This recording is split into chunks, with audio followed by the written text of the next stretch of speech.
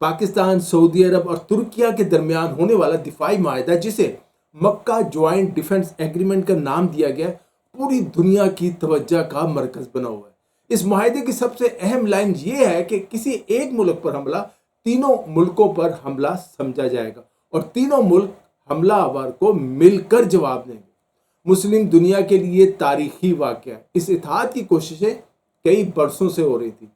تین دوست ممالک کے اس اتحاد نے مشرق وسطیٰ میں طاقت کا توازن ہمیشہ کے لیے بدل دیا۔ اور سب سے بڑا سوال، کیا یہ اتحاد صرف تین ملکوں کے درمیان ایک معاہدہ یا اس کے پیچھے ایران، اسرائیل، امریکہ، غزہ اور پورے خطے کی نئی جیو پولیٹیکل بساط چھپی ہوئی ہے؟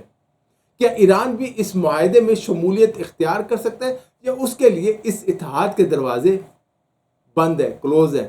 ہم آپ کو بتائیں گے کہ اس معاہدے کے پیچھے اصل کہانی کیا ہے، یہ اتحاد کس کے خلاف سمجھا جا رہا ہے، اس سے اسرائیل، ایران، امریکہ اور بھارت پر کیا اثرات مرتب ہو سکتے ہیں۔ یہ معاہدہ مشرق وسطیٰ اور جنوبی ایشیا کا سیاسی نقشہ کس طرح تبدیل کر سکتا ہے؟ کیا متحدہ عرب امارات بھی اس اتحاد میں شامل ہوگا یا وہ اسرائیل اور انڈیا کے ساتھ دفاعی معاہدہ کرے گا؟ اور اس معاہدے کو سنی الائنس کیوں قرار دیا جا رہا ہے، سنی نیٹو؟ اس ویڈیو میں آپ کو بہت سے سوالات کے جواب مل جائیں گے۔ ویڈیو آخر تک ضرور دیکھیں کیونکہ کئی ایسے حقائق سامنے آئیں گے جو شاید آپ نے کہیں نہ سنے ہوں۔ اگر آپ نے ابھی تک ہمارے چینل کو سبسکرائب نہیں کیا تو چینل کو سبسکرائب کر لیں اور بیل آئیکن کو بھی دبائیں تاکہ آپ کو ہماری معلوماتی اور تحقیقی ویڈیوز دیکھنے کو ملتی رہے۔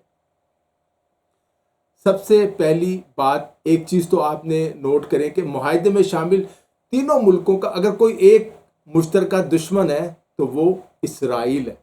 انڈیا سے سعودی عرب اور ترکیہ کی کوئی لڑائی نہیں، ہماری ایران سے کوئی لڑائی نہیں، بلکہ برادرانہ اور دوستانہ تعلقات ہیں ایران سے۔ ایران اور سعودی عرب کے ساتھ ہماری پالیسی اور دوستی ایسی ہی ہے جس طرح امریکہ اور چین کے ساتھ ہے، دونوں کے ساتھ توازن قائم کرنے کی کوشش رہتی ہے ہماری۔ بہرحال وزیر اعظم شہباز شریف مکہ معاہدے کے لیے ایک دن پہلے ہی جدہ پہنچ گئے تھے۔ 7 اگست کو فیلڈ مارشل سید عاصم منیر بھی معاہدے کی تقریب میں موجود تھے اور پوری دنیا دیکھ رہی تھی یہ تقریب۔ دوسری طرف ترکیہ کے صدر رجب طیب اردوغان اور میزبان سعودی عرب کے طاقتور ولی عہد محمد بن سلمان بھی بہت خوش نظر آ رہے تھے۔ پوری دنیا اس اہم ملاقات پر حیران تھی۔ چند دن پہلے تک کسی کو کانوں کان خبر نہ تھی کہ یہ اہم ترین دفاعی معاہدہ ہونے جا رہا ہے۔ مغربی ممالک اس دفاعی معاہدے کو مسلم نیٹو کا قیام قرار دے رہے ہیں۔